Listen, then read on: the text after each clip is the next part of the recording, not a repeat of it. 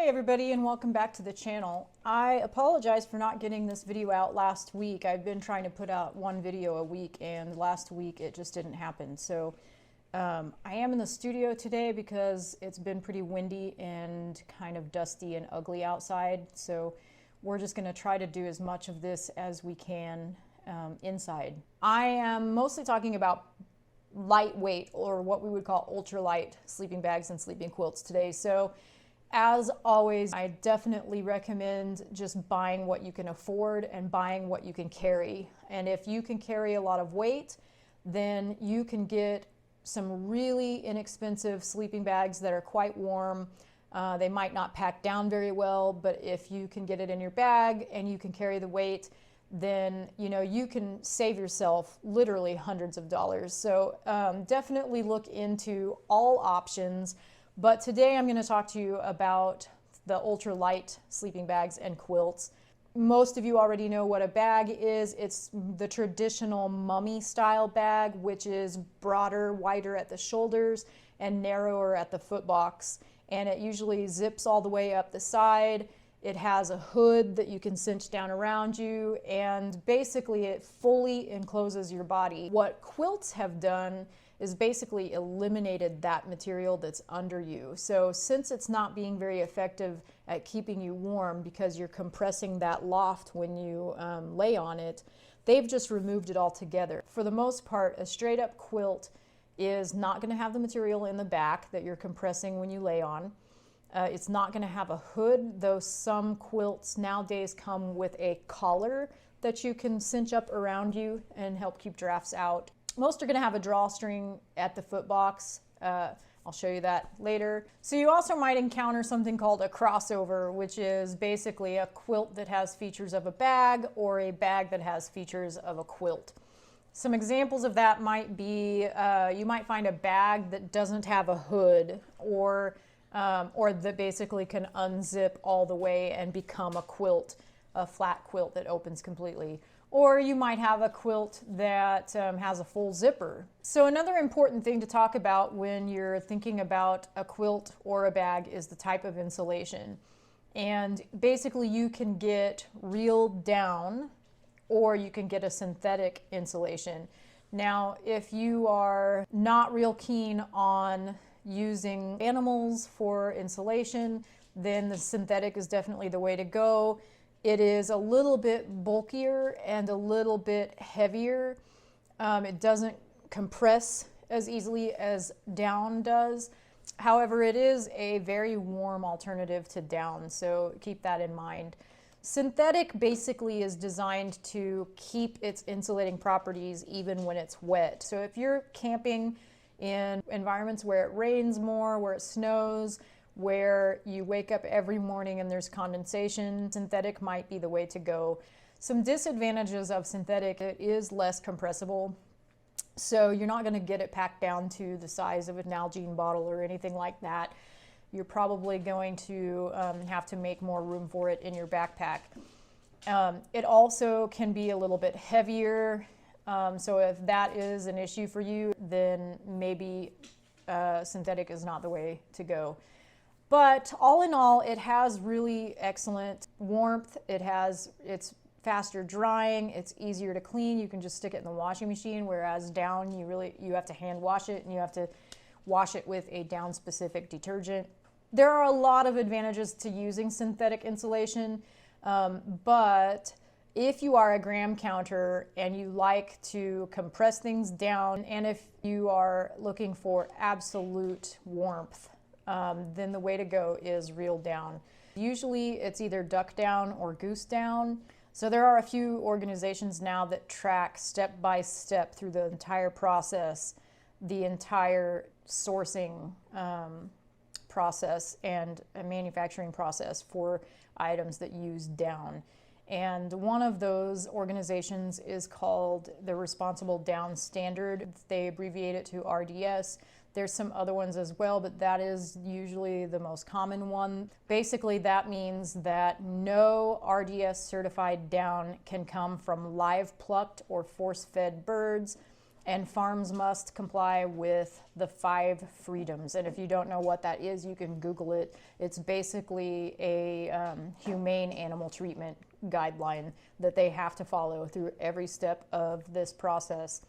So what is meant when you see down fill or fill power? Basically what down fill or fill power means with regard to down insulation is how many cubic inches an ounce of down can fill. A measurement of the cubic inches an ounce of down can fill inside a lab container is the actual definition of fill power. Simply put, it's the amount of loft in the down insulation. And the more loft, the more air can be trapped in it, which basically means warmth. You're retaining that warm air next to your body. So basically, the higher the number, the warmer it's going to be. For example, 1 ounce of 850 fill power down will fill 850 cubic inches, and 1 ounce of 950 FP down will fill 950 cubic inches. The higher the fill power, then the warmer it's going to be, the more loft it will have. If you put an ounce of 850 fill power down in a tube, it may come to this much loft. No compression. It may be this much loft. If you put an ounce of 950 fill power in the same tube, the loft might be this much.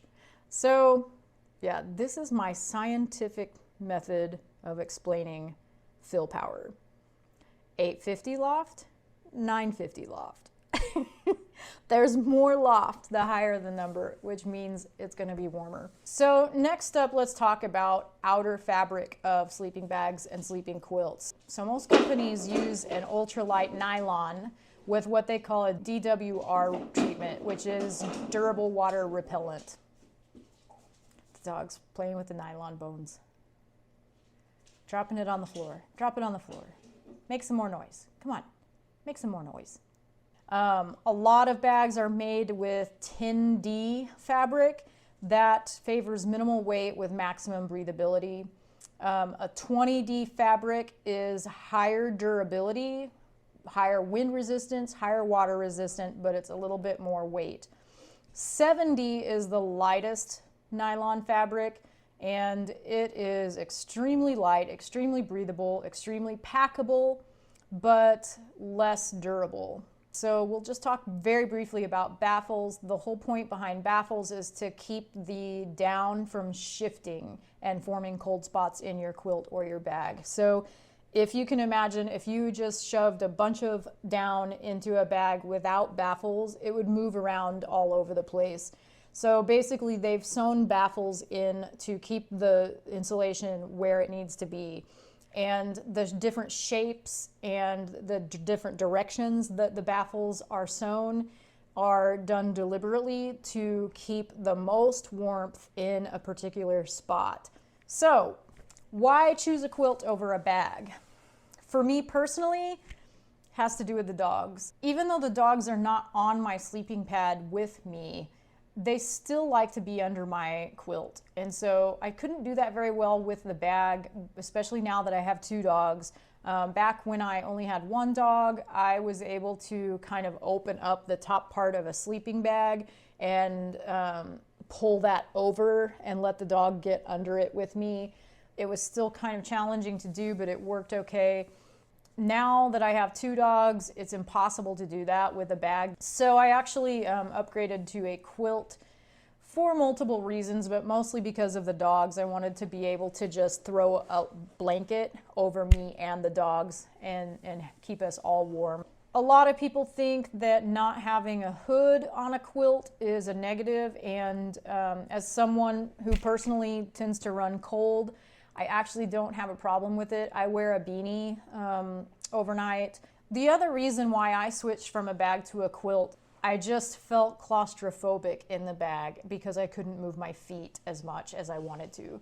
So the quilt really solved that issue for me, and I love it. I would not go back at this point. I love the quilt.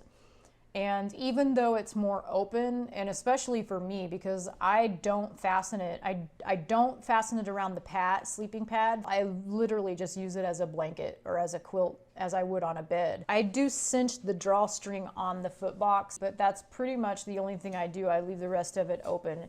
And granted, I do have 2 dogs that make good heaters, but I've never gotten cold that way, and I've spent some pretty cold nights up in the mountains with that quilt. For quilt makers, Enlightened equipment would be my first one because that's what I use and that's what I know the most. Z-Packs makes quilt hammock gear. That's the name of the company. Mountain Laurel Designs, they make bags and quilts. Nunatak, I don't know if I'm saying that right. Sorry if I'm not. I'm not familiar with that company, but I did find it online. They make down and synthetic quilts. And another one is UGQ. They also make quilts, and it's a company, again, I'm not that familiar with, but it is one that I have seen tossed around among the backpacking community. And then if you want some recommendations for sleeping bags, these, again, ultralight, super packable, super compressible. Feathered Friends is like a big one. It's also very expensive. Marmot is a good one for bags. Montbell is a company. They actually make the small down blanket that I pack for the dogs. Patagonia is one that makes bags. RAB, R-A-B, is another one. Western Mountaineering.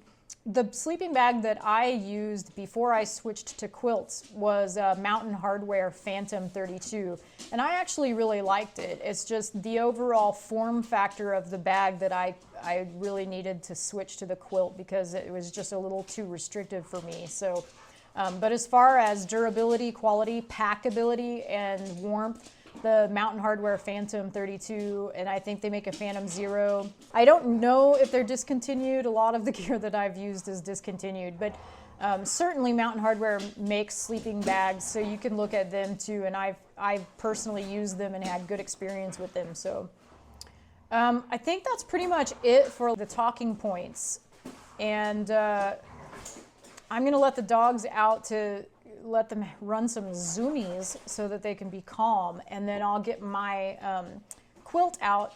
So I have the Enlightened Equipment Revelation quilt. Mine is the 950 fill.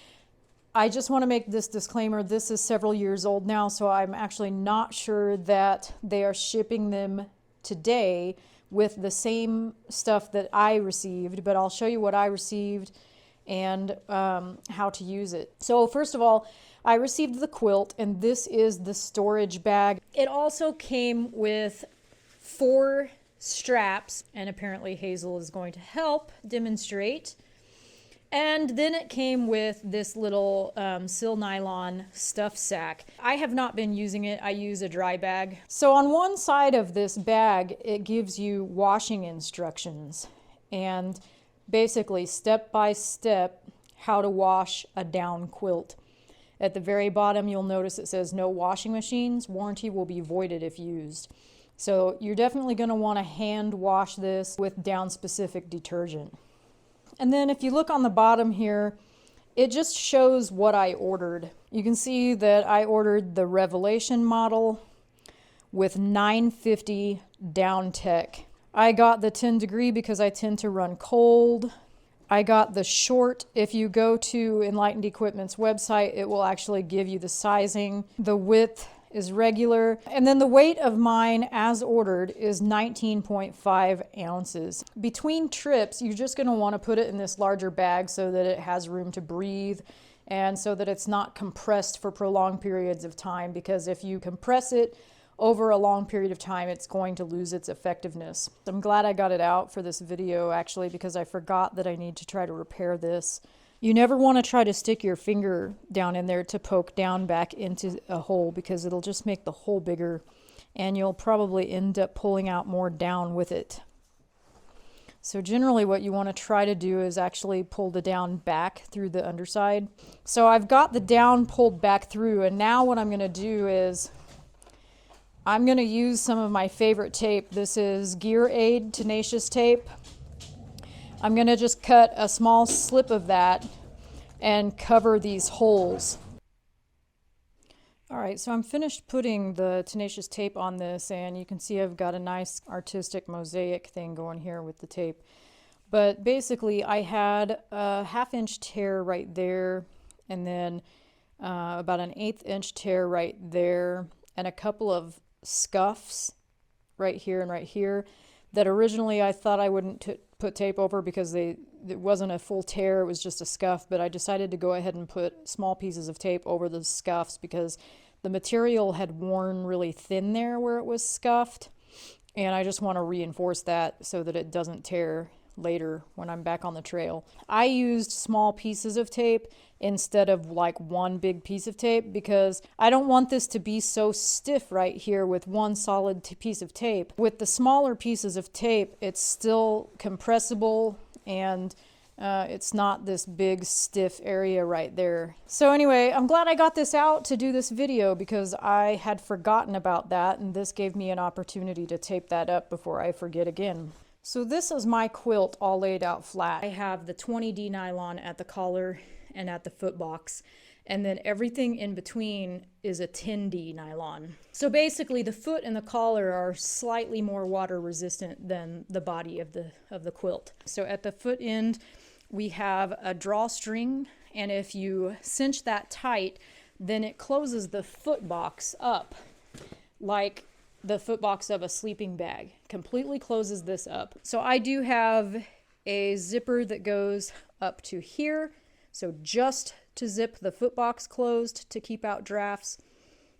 And then I also have these snaps, so it snaps from right here, one snap, and one snap, and then the cinch cord at the foot. So I can close up this foot box like a sleeping bag if I want to, or I can keep it laid out like this. I usually use it like this. So zipped up, snapped at the top, snapped at the bottom, cinched at the bottom, so that I have a foot box. And then everything else up here I can open up, and I can let the dogs underneath it and still be plenty warm. So you'll notice up here at the top that there are clips. These clips, so there's clips right there, and then there's another set of clips right here, and then there's a snap up here if you wanted to snap it around yourself, and another snap up here, and another drawstring at the top. So you can really cinch this down around you like a sleeping bag if you wanted to use it that way. So I'm going to show you what these clips are for. They give you these straps. There's one strap that goes completely around the pad and then has these clips that slide, so you can slide them wherever they need to be. And then when you lay your quilt down on top of your pad, you find the clips on your quilt and you clip them into the clips on the strap, and now that keeps your quilt to your pad. And then there's one on the other side here as well. You just may have to slide them a bit so that they line up the way you want them to. So now it's clipped to the pad, and you can slide it up and down the pad wherever you need it. When I bought my quilt, it came with 2 of those same straps, same style straps. And so you can clip the top part in as well if you want to. But if you're like me, I don't like the top part at least to be fastened down. So I keep the top part of mine open, and I let the dogs get up next to me, and I'll put this whole thing over me and the dogs. Hopefully that helps give you an idea of what you can expect out of a quilt. And if you have any questions, feel free to drop them in the comments. All right, catch you next time.